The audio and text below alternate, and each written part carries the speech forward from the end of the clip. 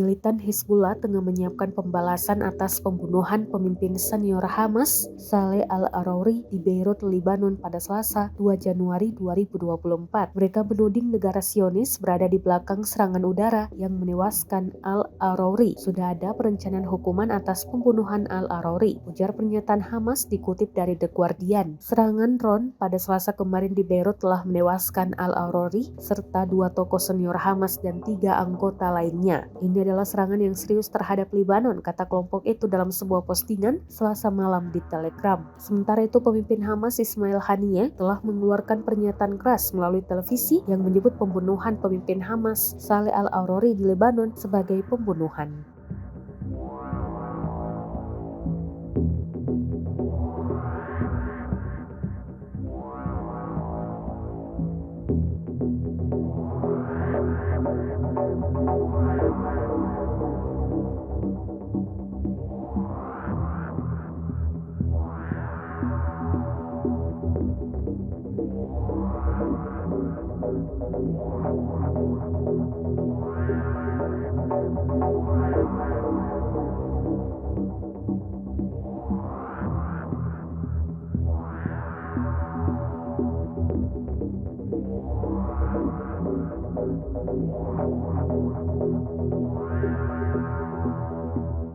Download Tribun X sekarang, menghadirkan lokal menjadi Indonesia.